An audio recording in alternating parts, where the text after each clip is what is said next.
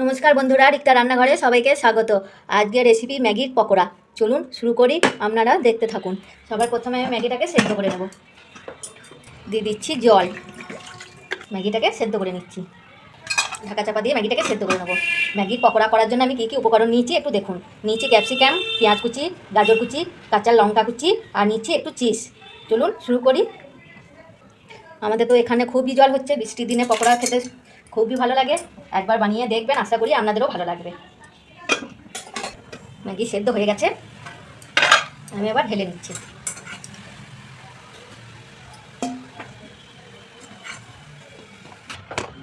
দিয়ে দিচ্ছি পেঁয়াজ কুচি, গাজর কুচি, ক্যাপসিকাম কুচি, ধনেপাতা কুচি,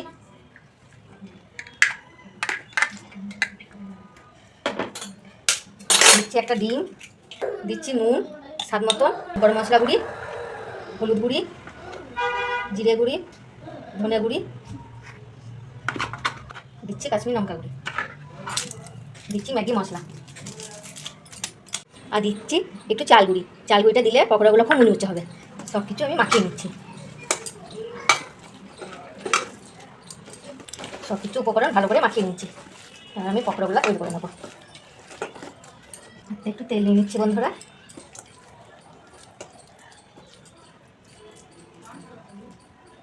একটা করে চিজ ভরে দিচ্ছি।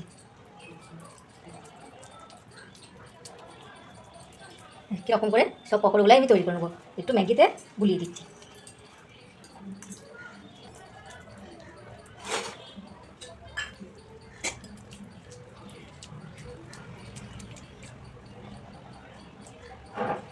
আমি একই রকম করে সব পকোড়াগুলো তৈরি করে নিয়েছি।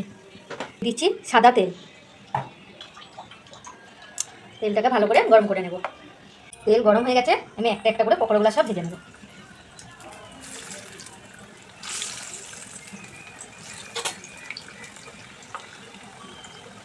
খুব অল্প আঁচে আঁচে ভাজতে হবে বন্ধুরা, ওপরটা পুড়ে যাবে, ভিতরটা কাঁচা থেকে যাবে। খুব অল্প আঁচে আঁচে পকোড়াগুলো সব ভেজে নেব। দেখুন বন্ধুরা, ভাজা হয়ে গেছে, তুলে নিচ্ছি।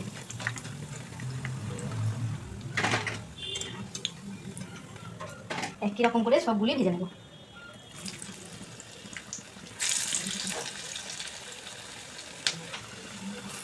অল্প আছে সব পকোড়াগুলো ভেজে নেব। উল্টি পাল্টি ভেজে নিচ্ছি বন্ধুরা, তুলে নিচ্ছি। যদি রেসিপিটা ভালো লাগে অবশ্যই কমেন্ট করে জানাবেন। কমেন্ট করে জানালে ভিডিও বানাইতে ভালো লাগে। আর একটা লাইক করবেন, সাবস্ক্রাইব করবেন আর আমাদের পাশে থাকবেন। নমস্কার বন্ধুরা, আবার কোনো নতুন রেসিপি নিয়ে আসবো।